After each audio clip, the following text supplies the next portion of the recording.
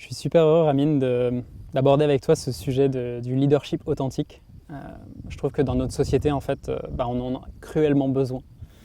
Et voilà, le leader, c'est souvent celui qui est vu comme la personne qui a la capacité de diriger des milliers de personnes. Voilà.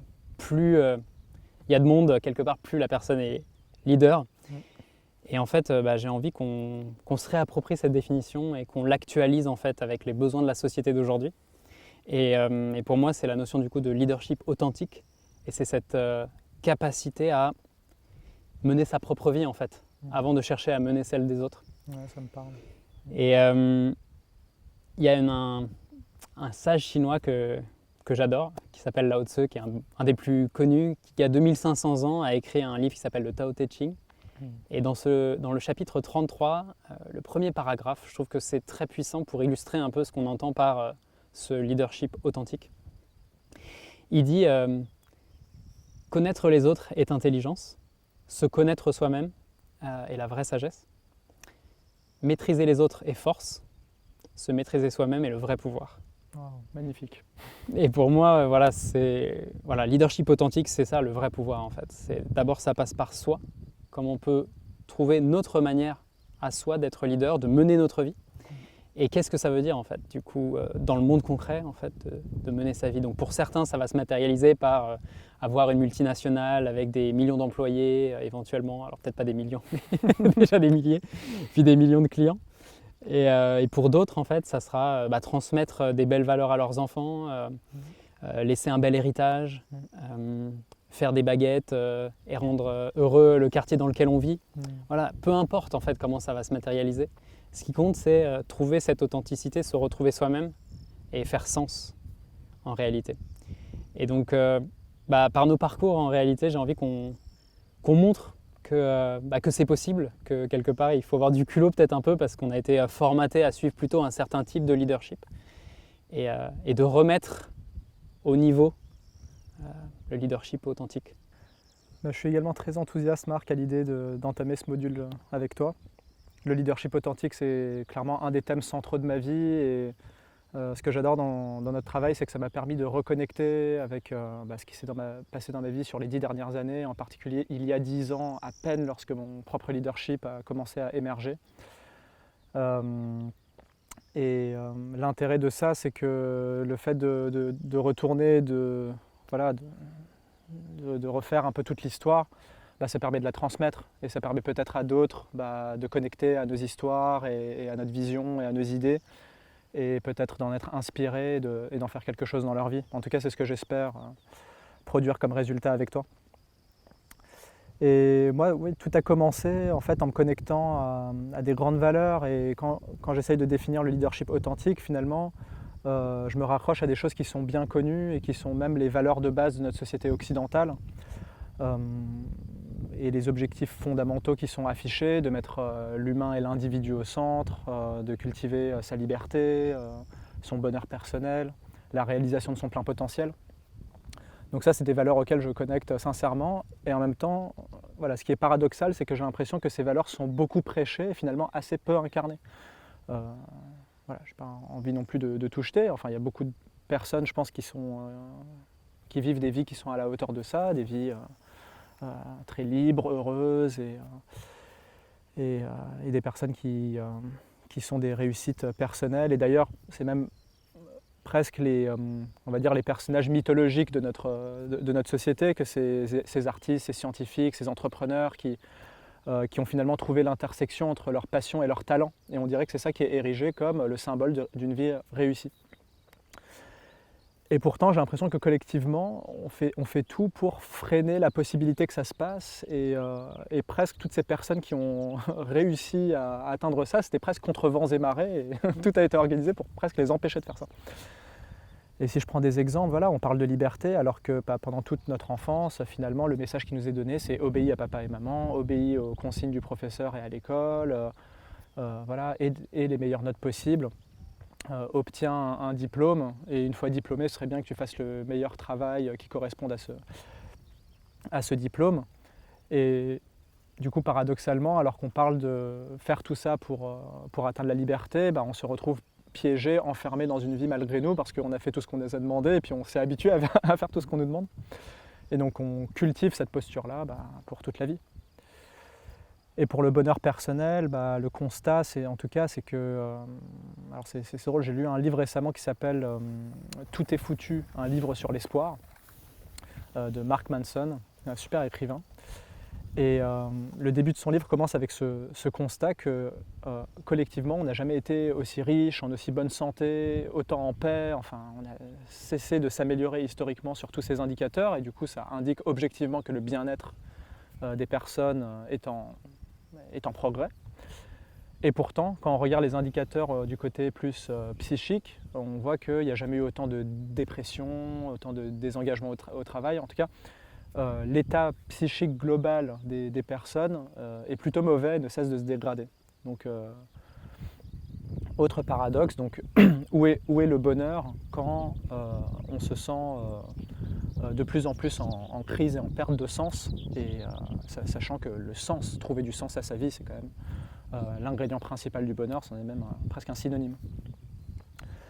Et voilà, et autre paradoxe, et là je vais revenir un peu sur ce que je vois de l'éducation, mais pour ce qui est de la réalisation du plein potentiel de chacun, moi ma vision clairement de ceux qui en sont là, qui sentent qu'ils ont réalisé leur plein potentiel, ils ont eu un parcours ultra personnalisé, ils ont eu des mentors qui les ont accompagnés, qui les ont inspirés et stimulés, ils ont eu toute une infrastructure qui les a aidés à atteindre l'excellence. Et je pense que si on leur demande de raconter comment ils ont appris et comment ils se sont développés dans leur domaine, personne ne racontera j'ai appris des choses par cœur, j'ai passé des examens et j'ai eu des notes en fait. Et c'est pour ça que ce qui est organisé collectivement en termes d'éducation, et c'est pas qu'à l'école pour les enfants et tout ça, mais c'est partout où on regarde finalement, l'université, la formation professionnelle, tout est organisé d'une manière standard, qui consiste à mémoriser des choses et passer des examens. Et finalement, tout converge vers une valeur plutôt de correspondre à une norme qui est fixée à une autorité, plutôt que partir de soi, de sa vocation, de sa passion, et être dans la poursuite de l'excellence en passant étape après étape le chemin vers la maîtrise, et qui nécessite des conditions qui sont tout autres. Voilà, donc moi, la réalisation en tout cas de ces paradoxes a été très importante pour moi. À un moment donné, c'était quand j'avais 26 ans, donc aujourd'hui j'en ai 36, du coup c'était il y a 10 ans que que je me suis pleinement rendu compte de ces grands paradoxes, et en revenant à moi, je me suis rendu compte que je suis une parfaite illustration finalement de ces paradoxes. J'ai super bien fait tout ce qu'on m'a demandé depuis le début de ma vie, et j'ai obtenu le grand diplôme d'une grande école, et j'étais un consultant modèle dans une entreprise où je travaillais pour des grands groupes, donc vraiment quelque chose qui est vu, en tout cas dans le milieu dans lequel j'étais, comme l'atteinte d'une certaine réussite. Et pourtant, je me sentais profondément désengagé, en crise de sens, je ne me sentais pas du tout libre dans mon travail, et je travaillais des heures pas possibles alors que je ne m'amusais franchement pas tant que ça. Et j'avais l'impression qu'en termes de la réalisation de mon potentiel, j'étais en train de stagner, j'avais pas l'impression d'apprendre des choses qui étaient si exaltantes que ça pour moi, et j'avais l'impression que j'avais fait le tour, quoi. Et quand j'ai mis le doigt là-dessus, voilà, c'est là que j'ai vécu une crise assez salutaire, et que j'ai commencé et que mon leadership a pu commencer à émerger. Et du coup, oui, j'ai une pensée pour toutes ces personnes qui ont vécu une expérience similaire à la mienne, quel que soit le domaine dans lequel ils sont, mais voilà, où ces personnes se sentent dans un état un peu de stagnation et de crise de sens. Et ce que j'aimerais communiquer dans ce module, c'est que oui, il y a clairement un chemin. Enfin, toi et moi, on en est d'assez bons exemples, et puis je suis assez enthousiaste à l'idée de partager nos parcours personnels, et que en plus de ces illustrations-là, j'espère qu'on arrivera à révéler des clés qui puissent s'appliquer dans de nombreux cas, et qu'on amènera les grandes questions que chacun devrait être amené à se poser quand il ou elle espère se connecter à son leadership authentique, à sa source, à sa passion, ce qui l'a fait vibrer dans sa vie, et s'accomplir dans ce qu'elle aime. Ce que j'aime beaucoup aussi, Ramin, c'est notre complémentarité. Je trouve que toi, naturellement, tu as une approche où tu es parti du macroscopique en fait, avec voilà, comment fonctionne la société, quelles sont les valeurs dans lesquelles je m'inscris, comment fonctionne mon entourage, et puis ensuite, comment moi je fonctionne. Et en fait, moi j'ai vraiment fait le processus inverse, de partir de moi en fait, comment je fonctionne, qu'est-ce que l'intelligence, comment je peux la décupler. C'est ce qui m'a amené du coup à aller étudier le cerveau, faire des neurosciences, 10 années de recherche. Et puis petit à petit, en fait, je me suis ouvert à tiens, comment je peux transmettre, donc faire de l'accompagnement individuel, de dirigeants d'entreprise notamment, et puis petit à petit d'ouvrir encore un champ encore plus large, d'essayer d'accompagner le tout un chacun en fait à incarner quelque chose qui a du sens pour lui dans sa vie, donc un collectif. Et puis là aujourd'hui, je passe du temps à Pourgue avec toi dans l'éco-village et donc d'essayer de réfléchir comment on peut organiser les choses différemment, faire société un petit peu différemment. Et donc j'ai vraiment cette sensation qu'on a un processus inversé là-dessus. Et en même temps, on se rejoint sur cette notion fondamentale qui est le leadership authentique en fait. Et pour moi, c'est un petit peu brancher son cerveau différemment. Et on a été formaté par le parcours de l'éducation nationale en fait à partir du faire pour ensuite aller vers l'avoir et pour finir par l'être. Donc c'était faire des exercices pour avoir des bonnes notes et pour devenir être le premier de la classe, être bon. Et en fait, nous, là, ce qu'on va inviter le spectateur à faire, c'est l'inverse en réalité. Donc c'est comment on fait pour partir de l'être, qui on est réellement, ensuite aller vers l'avoir et donc potentiellement accumuler certaines compétences pour finir par le faire.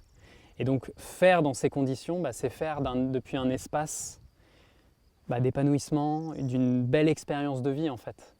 Ça ne veut pas dire que c'est facile tous les jours, mais on a vraiment la sensation de faire ce qui est juste, ce qui fonctionne, et de transmettre quelque chose, de laisser transparaître quelque chose de nous-mêmes qui est top à voir en fait. En fait, en partant de l'être, on remet le monde à l'endroit et on résout les paradoxes dont je parlais tout à l'heure.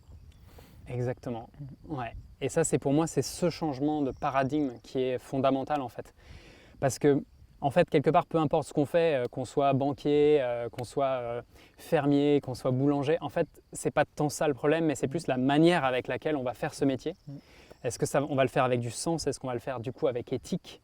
Est-ce qu'on va le faire avec la volonté de contribuer à son prochain, à soi-même? Ou est-ce qu'on va le faire depuis un espace où en fait c'est la peur, c'est la panique, c'est le mode survie et c'est la fuite en réalité de nos responsabilités personnelles. Et voilà, j'ai l'espoir que cette formation, en fait, ça puisse transparaître qui l'on est, mais aussi ce qu'on a accompli et puis apporter un maximum aux spectateurs d'inspiration pour faire de même dans leur vie, pour voir comment ça se concrétise dans leur vie en fait. Et là, du coup, ça sera complètement différent. Potentiellement, sur certains critères, ça sera beaucoup plus impressionnant. Potentiellement, sur d'autres critères, ça le sera moins. Et en fait, c'est pas ça le problème. C'est pas ça qui nous intéresse. Nous, vraiment, fondamentalement, c'est comment les gens peuvent avoir une vie beaucoup plus épanouie, sortir de ce fameux mal-être en fait, qui est prépondérant dans la société, et pouvoir vivre pleinement sa vie, tout simplement.